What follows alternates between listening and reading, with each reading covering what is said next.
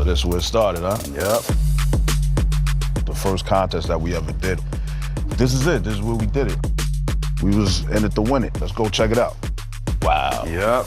So here it is. This was our first ever show. Ever on the stage together right here. It was the Delta Star Search, which we won. You know, for us now, we're more comfortable on stage than we are off stage. If you were to fill this stage at this place up right now, us on this stage, we'd kill it.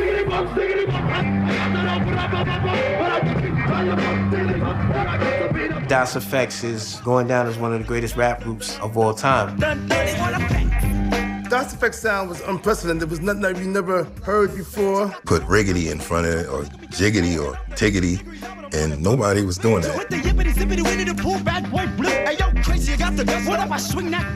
They were rapping about cartoons, Bugs Bunny, Woody Woodpecker, just all of these things into rhymes and made it make sense. I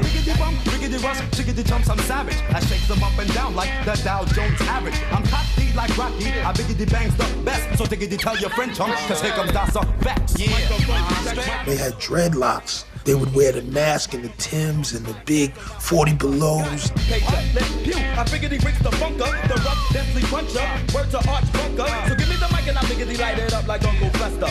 Microphone, Checka. 1, 2, Checka. Oh yes, sir.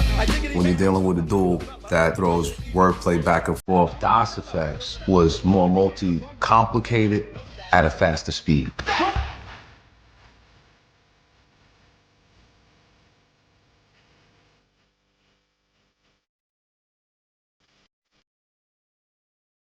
They're like hand in glove. You can't have one without the other.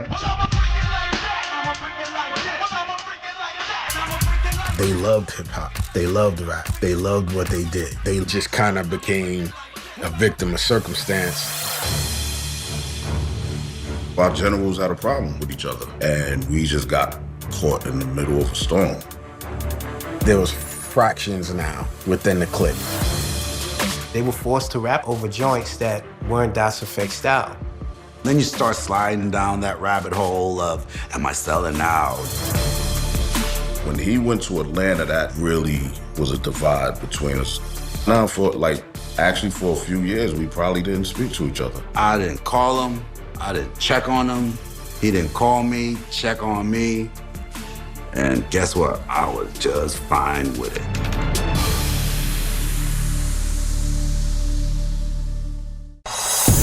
Unsung, the story of DasefX.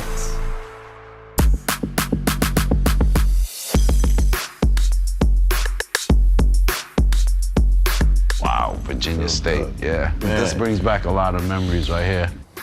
I used to have a chain like this. You know what I'm saying? But it was gold now. There was a lot of action happening over here, bro. We used to come to a lot of gym jams in here. Ain't this the gym over here now? Come on in. Oh! Ta-da! This is when I was in the circle. Oh yeah, okay. We're taking you from the beginning. It was a clique of us. So we would just come into the joint, into the gym jams, and with me and Dre, it would just be us just rhyming. Yeah. Period. Yeah, we didn't have a name. It wasn't DasefX. It wasn't none of that. It was just, I'm from Jersey, from Brooklyn, and we rhyme. You know what I mean? Yeah, just pull that.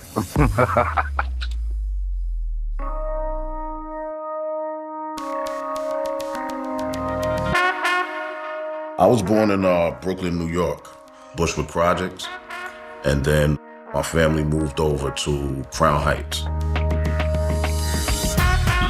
I'm a junior, so my pops was Willie Hines Sr., and my mom's name was Annie Hines. My pops, he worked at a Coca-Cola plant, so he was a factory worker. My mother, she was mostly at-home babysitter. I'm the youngest of 3.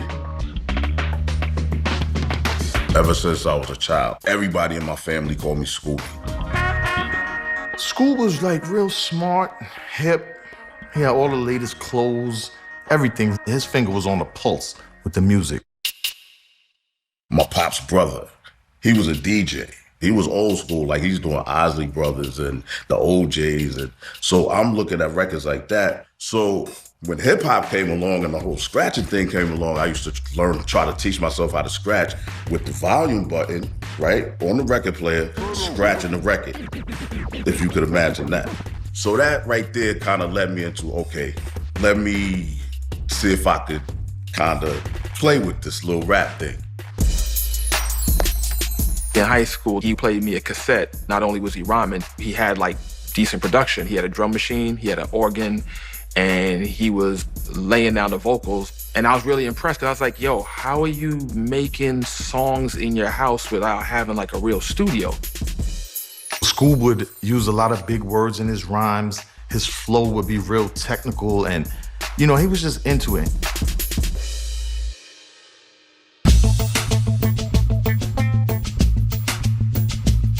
I was born in Kingston, Jamaica, St. Andrews, back in 1970. I grew up in Jamaica till about maybe I was 10 years old. My parents decided to come to the States because they were chasing the American dream. Cars, money. And I said to my son, yo, that's where we're going, man. And he's like, I don't want to go to America. And I'm like, yes, you're going to America. When we first came here, we lived in Union City, New Jersey, and we stayed there for a while until we moved to Teaneck, New Jersey. My mom came up and she was a housekeeper. My pops was a watchmaker. I have a younger sister. She came along 13 years after me. He was very friendly. He was always entertaining. He never missed an opportunity where he could be on stage doing his singing. In high school, I started beatboxing, you know, writing rhymes in my notebook, you know, checking them out, you know, and unbeknownst to me at that time, my father would find my notebook, my pops, and he would go through it. I used to produce reggae music. And then when I realized my son wanted to rap, and I said, all right, let me see what you got. And I listened, and I'm like, you're not gonna make it. But it progressed. When I went to college, when I went to Virginia State is when I met Scoob. We were both English majors. He was more serious at the time about music than me. He kind of inspired me to say, you know what, let me see what I could come up with.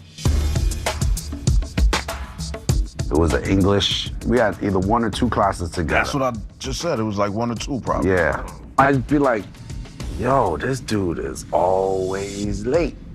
And then I met him, and we started rhyming, and then I was coming in late with him. I was coming in late.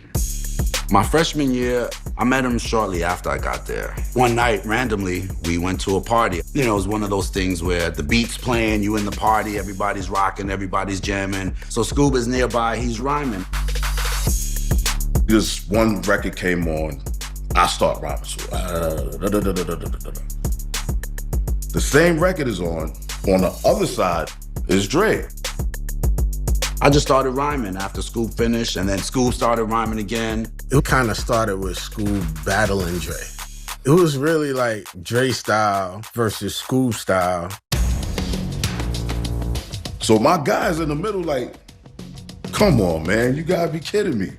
Yo, listen, yo, Scoob, this is Dre. Dre, this is Scoob. Without us knowing it, DasefX was born right there, you know?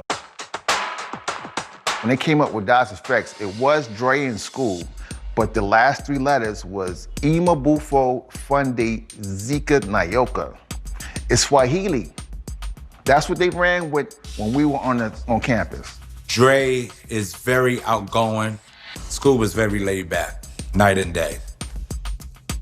As students, they were smart guys. They could do the work, it was easy. But once the music passion kicked in, it was more so about the music than about school. Let me tell you, I had a 1.9 after my first semester. A 1.9. I don't know if I'd have put that out. I'm Jamaican. So I went home and my mother was like... Unhappy with the 1.9. I think I brought it up to a 2.7. In 1989, they teamed up with Scoob's friends from Brooklyn, Chris, Derek, and Dex, who helped them record a demo. Dex has an entire studio in his bedroom. We was all dabbling in the house, just auditioning samples, and he's scratching, and Dex is working. So finally, Dex loops up Blind Alley, and it's a very popular sample. They went back to school. would clap your hands.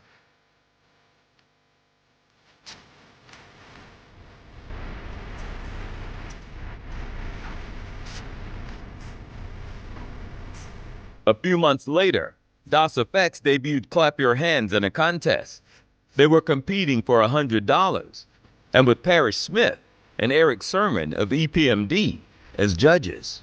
This is EPMD. They're coming off 2-3 consecutive gold albums. These guys are huge. Coming from Virginia State, going to Richmond, like they felt like outsiders. When they took the stage, the place exploded. They loved it.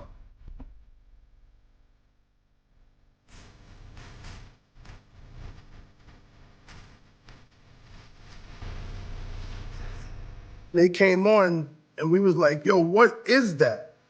You know what I'm saying? So immediately we knew that it was something special. When you're happy and you know it, clap your hands.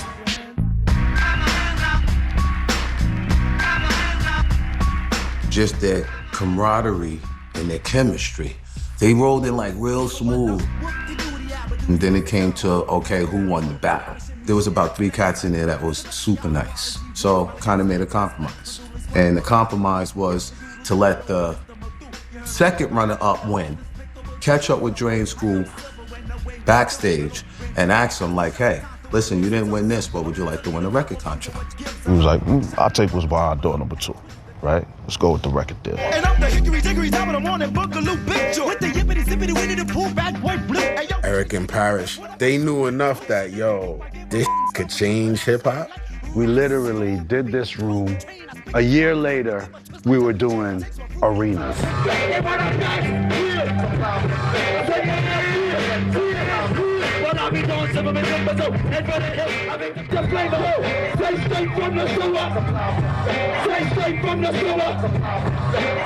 Style was so incredibly different than what we were listening to around that time. Like, how do you... If I were to break down Day One Efx, drats and double drats, let's smack some wigs, kids, right? So that means drats and double drats, I'm pissed. You know the cartoon, drats, I'm pissed. Right. Let's spiggity smack some wigs, kids, I'm gonna smack somebody. The boogity woogity Brooklyn boy's about to get his dig, right? Right. And now I'm gonna just throw you off real quick. My waist bone, make you smile, ha hardy, ha ha ha, right? Just want to make you laugh at that real quick. The jibbity jabber jaw, I'm jabbing at your funny bone, you still laughing. Skip the Ovaltine, I'd rather have my honeycomb. Who liked Ovaltine back in the day? Right. We just wanted to do it We different. could come out and say, oh, I'm better than you, I sound better than you, my raps are slicker than you. That's easy, you know, but it's better to say, you know, I'm sickety slick like, you know, a can of oil. And you know what I'm saying? It's easier, it's better, it feels better than to use some stuff. Something different. Yeah, like, None of the artists that we listened to that we liked. Right, we're doing that. We're doing the average things. A month after the success of their debut single, DasFx released their album Dead Serious, that topped the hip-hop charts for 5 weeks. And just like that, in 1992, DasFx went from college dropouts to superstars. The album comes out, it's doing what it does. We're becoming successful now, right? We got a little change in our pockets. Literally a year ago, didn't have no money, and the next year, I'm literally $100 bill burning it like, yo, love, we got money. They bought cars, rims for their cars, and they had the crib in Long Island, you know what I mean? And they bought all the weed they wanted. When that record dropped in New York, it was a zoo. I was at the album release party, and I remember at the end of the night having to carry Dre's out of the party from being so drunk and just having so much fun. The Hit Squad tour, I had a whole real sewer bill. So when you came to the Hit Squad tour and you looked at that stage, you seen a real sewer with smoke, green lights, and water trekking through there. And then DasFx opened the gate where you come out, and then boom. Fans are screaming. I mean, we're doing stadiums, we're doing big arenas. Scuba's damn near a sex symbol. When we were on tour, it was like everybody had their own synergy. Reggie was more known for the outlandish, you know, I was more or less more criminal jail, you know. And EPMD was slow funk, and here comes DasefX with this poppity, sporadic. It was definitely original, man. We never practiced. So basically our practice was once we first time hitting that stage.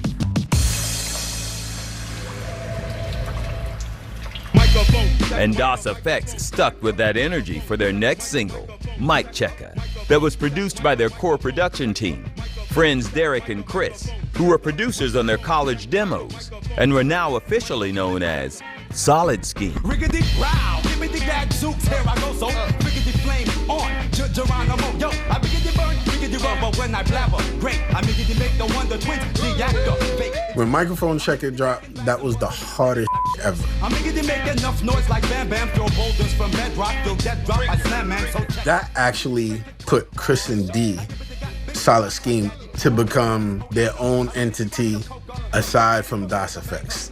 I'm riggedy ripping flesh, plus I get expressed like this, It was just a loop and some drums. Chris put a bass line on it and turned the volume up. And he was like, microphone check, microphone checker, microphone check. I'm like, wait, yeah, that's the hook, bro.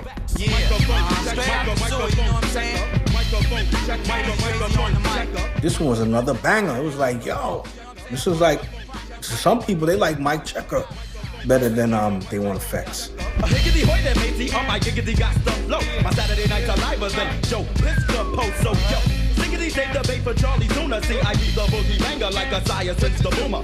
That video was done in Central Park, 24-hour shoot, okay, with alligators and everything. Like, we was really in the Central Park sewer.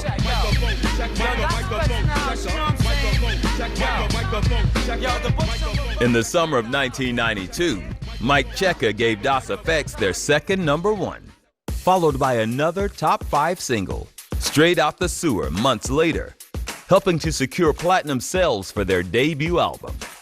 They were following the same pattern as us, only for their generation and underground, and they took it a little further. To be able to travel the world with some brothers that you love and intertwine doing the same thing, and thankful for hip hop to be able to allow that, blessed thing. But off the stage, friction was brewing between EPMD, leading Eric Sermon and Parrish Smith to break up in 1992. We're just gonna cut to the chase. You know, Eric and Parrish had their little issues with each other. Whatever issues were going on, it was way prior to us. And we just got caught in the middle of a storm. We're like, what? No more EPMD. It was almost like an April Fool's joke we were hoping it was gonna be. And now nobody knows where nobody's going, and what's the plans, or what's gonna happen to everybody. So it did kind of tear people up. Lines had kind of been drawn. I noticed, okay, yeah, it seemed like Eric and Red are really cool like that. And Solo and Parrish, they seem more cool like that, okay? And then I'm like, so where do we land in all this? We just kind of became a victim of circumstance, and that circumstance being whatever that paperwork was between Eric and Parrish. The deal was, I'll give you Red Man, like that, and then we'll go half with DasefX, because I already got K Solo. He had 60%, I had 40% of DasefX. When the EPMD broke up, I sold my 40% back to Parrish. When the Hit Squad split up, all that momentum that was gained, it was now lost.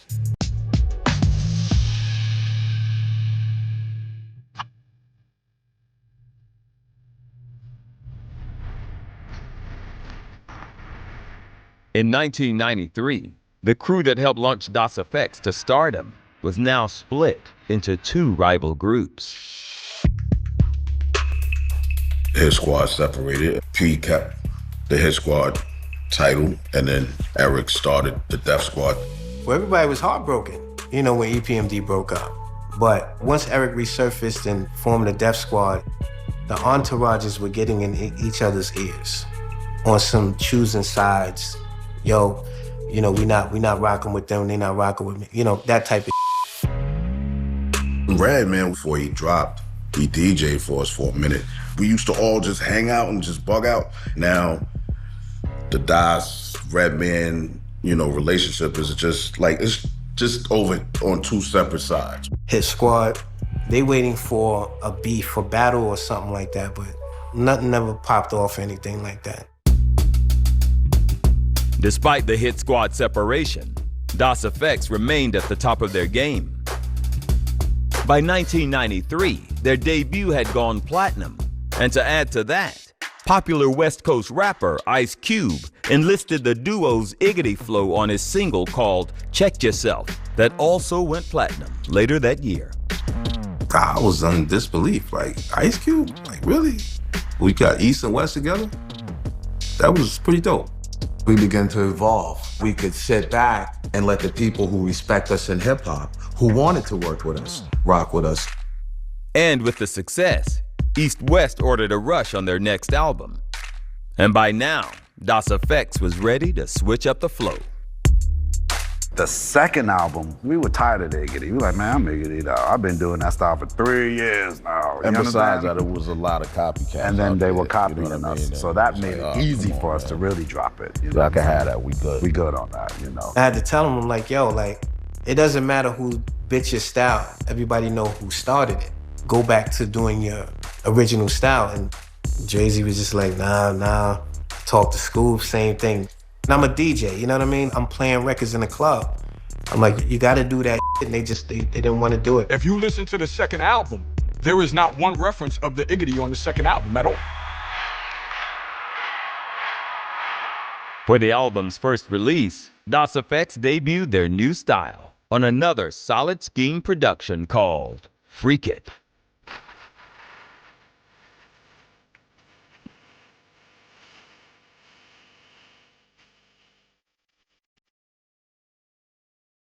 A lot of people was taking jabs at Das. Yo, they gimmicky rappers. They wanted to prove to the world that they can rhyme without the Iggity. That Iggity is a cadence, right? But it's not the crutch of their style. They're still MCs, they can rhyme.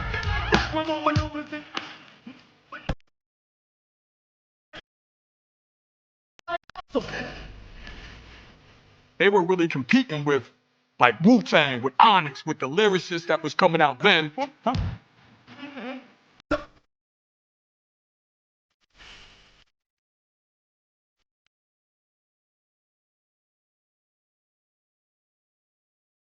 There's a certain energy to it that, when we rock it, the crowd starts jumping. That's definitely the banger and the awesomeness. Freak It became a top 10 hit. Yo, we're rebelling. We're not using the Iggity anymore. My idea on a third album was to kind of change it up just a little bit. I wanted to bring in some of my favorite producers and some of Dre's favorites. So we ended up working with Primo. We ended up working with Easy Mo B. There's just a bunch of talented dudes, man. Real Hip Hop gave them another top 10 hit. Yeah, the remix was a banger too, and at that time, Pete Rock was the remix king. You calling on Pete Rock to do a remix, I'm gonna put my foot in it, you know what I'm saying? And so that was the fun part of hip hop. That was some real hip hop, like some good street noise. But the label was looking for more. They were forced to rap over joints that weren't DasFx style. Then you start sliding down that rabbit hole of, am I selling out? There was a lot of tension. Where we were going was just nowhere fast.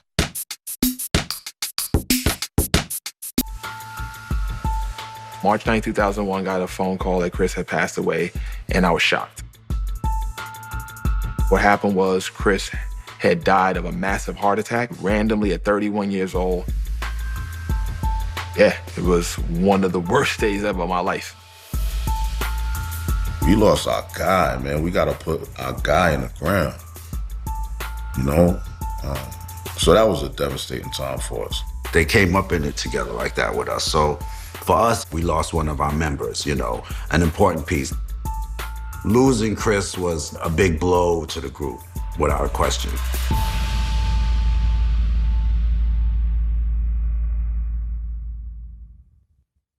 In 1995, the Hold It Down album reached number 4 on the charts and featured a roster of rap standouts that stamped DasefX within the hip-hop community.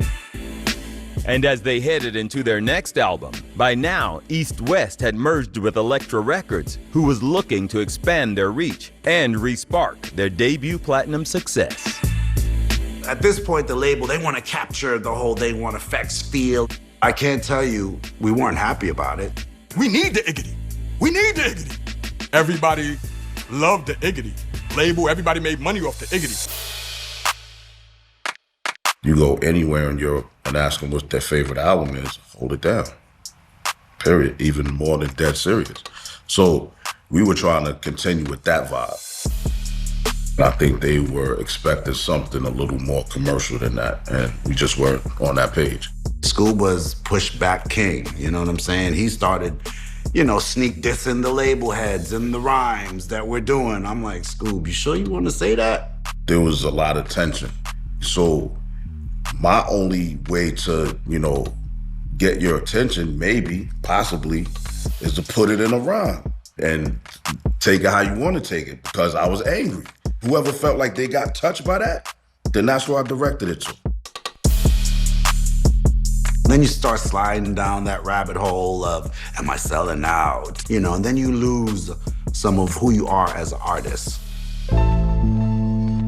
Dre, myself, Parrish, we should have been all together as one, and then went to the label with that. Not us feeling one way, Parrish feeling one way, the label feeling one way, and it's just all over the place now. Ultimately, that disconnect led Elektra Records to drop DasefX in 1998. After the Generation Efx record, that was the last record that we did with them. I was kind of relieved, honestly, because where we were going was just nowhere fast. We severed ways on management with Parrish and the whole Hit Squad thing. Around the same time, we lost our deal. Queen Latifah threw us some money, man. They had a deal through Warner Brothers, I think in '99. We were supposed to put out an album under that imprint, and whatever happened within a year, they lost the imprint. So from there, we never put out an album from them. So we're like, yo, man, we don't need no record label. Oh, man, I'm going independent. But when you're independent, you independent. So we got smacked in the face with that, too.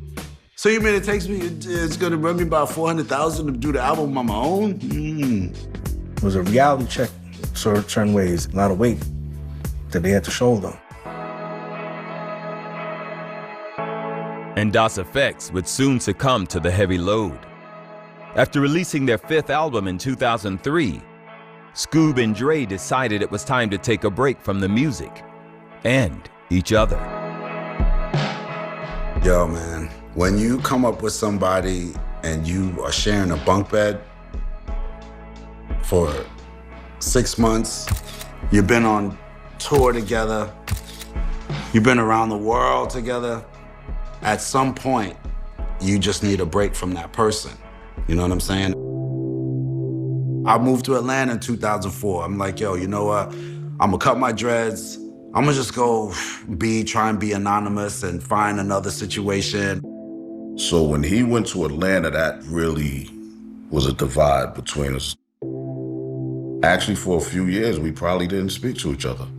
Just for no specific reason, but, you know, we just weren't in contact.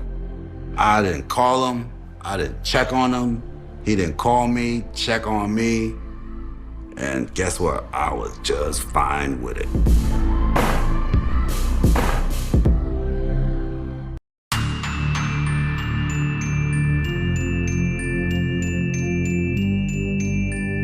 Throughout the 90s and early 2000s, DasefX's animated style and flow brought a fresh sound to hip-hop, resulting in platinum success and multiple top 10 hits. But by 2006, aside from a Hit Squad reunion show, the members of DasefX were living separate lives. I just think people grow up. So it doesn't necessarily have to be a negative thing. You know, you fight with your brother, but do you hate your brother? No. I had started doing songs with different producers. I did music like with my guy Marco Polo. Dream, I think at that point he had released some music. You want to try new things, you find out you don't even know yourself. You know what I'm saying? You're like, yo, man, I just spent the last 20 years in hotel rooms and tour buses.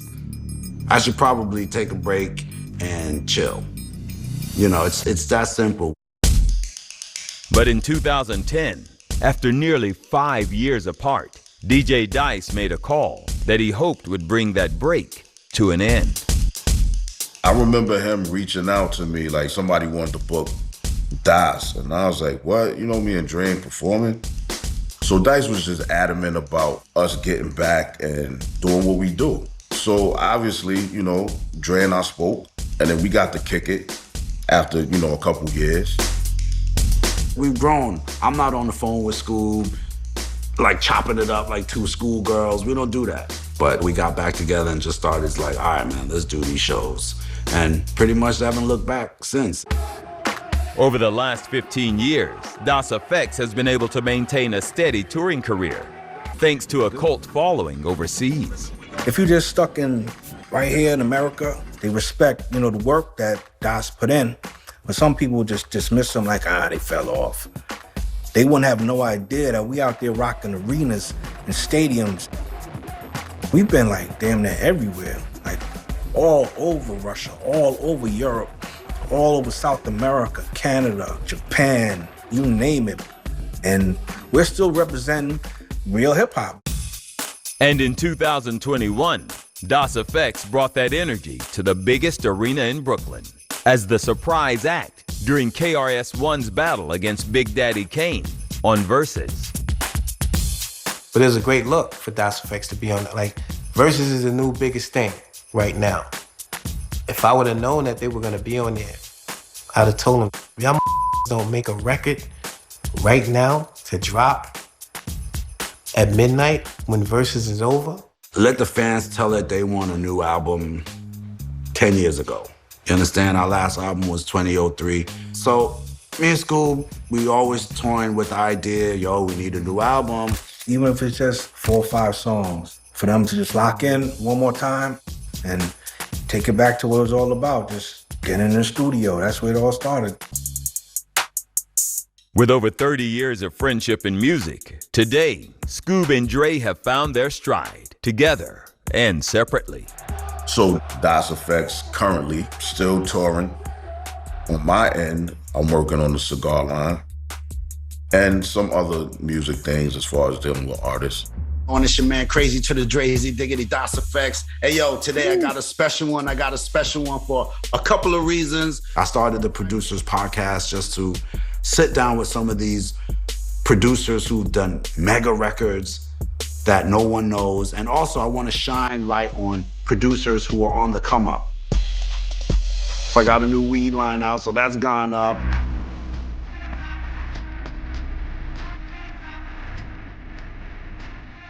The legacy of dasefx is going down as one of the greatest rap groups of all time. It disrupted the music industry. Nothing you could do about it. That Miggity was something that changed the landscape for that moment. Period.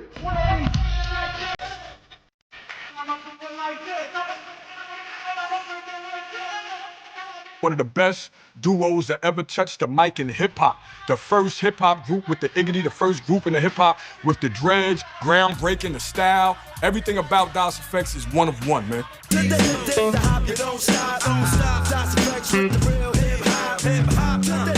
For me, the legacy will be of dasefx, 2 guys that came out of nowhere, met out of nowhere, developed a style.